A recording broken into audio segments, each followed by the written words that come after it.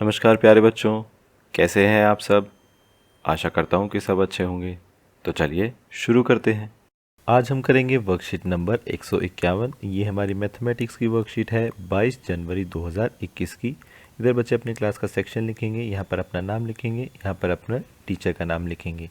आज की वर्कशीट में हम क्या करने वाले हैं, to apply mathematical operations in real life situation. यानी जो हमने मैथ्स में सीखे हैं, भाग, गुणा, जमा, घटा, तो ये जो मैथमेटिक्स ऑपरेशन है इनको हम अपनी ज़िंदगी में कैसे इस्तेमाल करते हैं, इसके बारे में हम कुछ सवाल यहाँ पर करेंगे। चलिए, बहुत ही इंटरेस्टिंग, बहुत ही आसान और बहुत ही सिंपल और मज़ेदार ये वर्कशीट होने वाली है। चलिए इसको शुरू करते हैं। हमारी वर्कशीट का टाइटल यानी शीर्षक है मेट्रो की सवारी। चलिए, अंशु अपने दादा दादी को अखबार पढ़कर सुना रही थी। उसने मेट्रो में यात्रा करने के बारे में एक खबर पढ़ी कि कोरोना महामारी के चलते मेट्रो में यात्रा करते हुए मास्क लगाना, 2 गज की दूरी का पालन करना और चिन्हित स्थान पर ही बैठना या खड़े होना होगा। जब तक अत्यंत आवश्यक ना हो मेट्रो में यात्रा ना करें। हमें हमेशा कोविड के संदर्भ में आवश्यक दिशा निर्देशों का पालन करना चाहिए।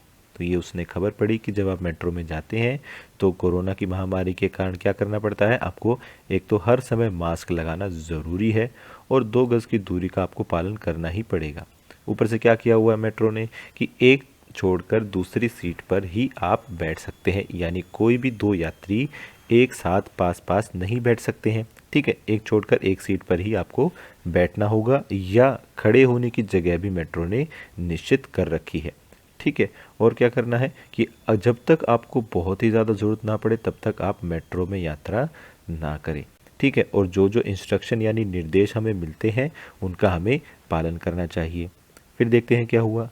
दादी जी ने कहा, अंशु मैं तुमसे मेट्रो यात्रा से संबंधित कुछ सवाल पूछती हूँ, देखते हैं कि तुम इन्हें कौन से तरीके से हल करती हो। आइए आप भी अंशु के साथ इन प्रश्नों को हल करें। तो अब दादी जी अंशु से कुछ सवाल पूछेंगी और वो देखेंगे कि उनका आंसर हम कैसे निकालते हैं। चलिए, बहुत ही सिंपल और आसान क्वेश्चन होने वाले हैं।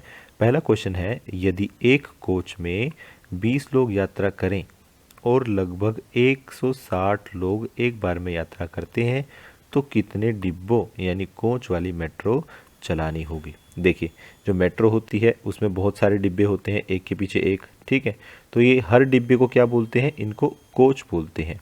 ठीक है, ये फर्स्ट कोच है, सेकंड कोच है, थर्ड कोच है, फोर्थ कोच है।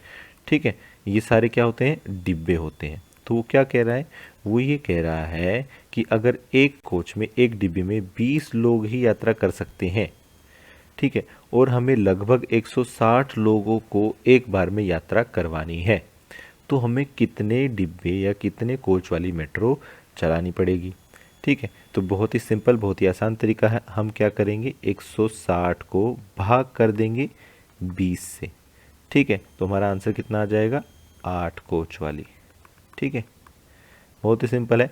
एक कोच में अगर 20 लोग जा सकते हैं और 160 लोगों को जाना है तो 160 भाग 20 कितना आ जाएगा, 8 कोच आ जाएगा। चलिए आगे चलते हैं। फिर है दूसरा सवाल, यदि एक दिन में नीली लाइन यानी ब्लू लाइन मेट्रो में 4352 यात्रियों ने यात्रा की है और पीली लाइन यानी येलो लाइन में 3596 यात्रियों ने और गुलाबी लाइन यानी पिंक लाइन पर 5986 यात्रियों ने यात्रा की है, तो कुल कितने, देखिए, तो कुल कितने यानी टोटल यात्रियों ने इन तीनों लाइनों की मेट्रो पर यात्रा की है। यानी ब्लू लाइन में 4352, येलो लाइन में 3596 और पिंक लाइन में 5986। तो टोटल कितने लोगों ने यात्रा की ये हमें बताना है। तो बहुत ही सिंपल है, इन सबको हम ऐड कर देंगे यानी जोड़ देंगे। तो ये देखिए, 4352 जमा 3596 और जमा 5986। तो इन सबको जब हम जोड़ देंगे तो हमारा आंसर आ जाता है 13,934। ठीक है, तो 13,934 यात्रियों ने एक दिन में यात्रा की है। ठीक है, चलिए अगले सवाल पर चलते हैं। तीसरा सवाल है कि यदि गुलाबी लाइन यानी पिंक लाइन पर 6,528 यात्रियों ने यात्रा की, जिनमें से 4,699 यात्री पुरुष व बच्चे थे, तो महिला यात्रियों की संख्या कितनी होगी? तो देखिए बहुत ही सिंपल है कि 6,528 लोग थे टोटल, ठीक है। उसमें से 4,699 पुरुष या बच्चे थे, तो रह क्या गया? महिलाएं रह गई। तो सीधी सी बात है, इसको हम घटा देंगे, ठीक है। तो 6,528 घटा 4,699, हमारे पास कितना आंसर आ गया? 1,829।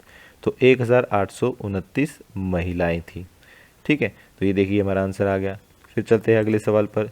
चौथा है कि यदि एक दिन 256 यात्री राजीव चौक से कुतुब मीनार तक जाते हैं और राजीव चौक से कुतुब मीनार तक का किराया 40 रुपये है, तो मेट्रो को 256 यात्रियों से कुल कितना किराया प्राप्त होगा? यानी बहुत ही सिंपल है कि 256 यात्री जाते हैं और हर यात्री का किराया 40 रुपये है, तो टोटल किराया कितना हो गया?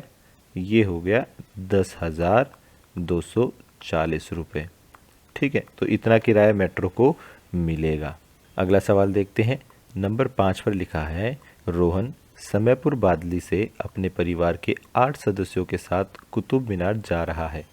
कुतुब मीनार से वे लोग लाल किला जाएंगे, उसके बाद वे मेट्रो से ही समयपुर बादली वापस आएंगे। क्या आप बता सकते हैं कि 8 लोगों को समयपुर बादली से कुतुब मीनार जाने, फिर कुतुब मीनार से लाल किला जाने तथा लाल किला से वापस घर पहुंचने में कुल कितना किराया खर्च करना होगा? तो देखिए, और यहाँ पर क्या है? किराया सूची का प्रयोग करें। देखिए यहाँ पर हमें किराया सूची दी हुई है, ठीक है।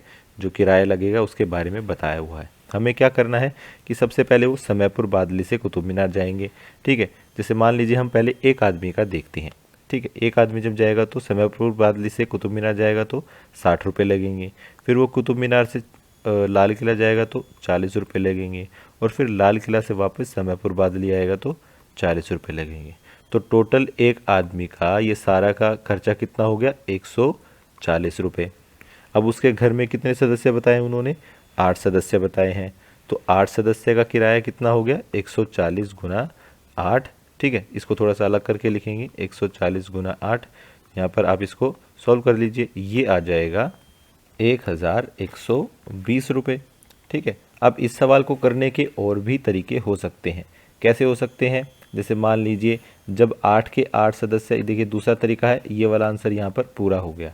मान ले दूसरा तरीका क्या है कि मान लीजिए 8 जने जब समयपुर बादली से कुतुब मीनार की तरफ जा रहे हैं, तो हम क्या करेंगे? 8 गुना 60 यानी 480 रुपये, तो ये हो गए, ठीक है।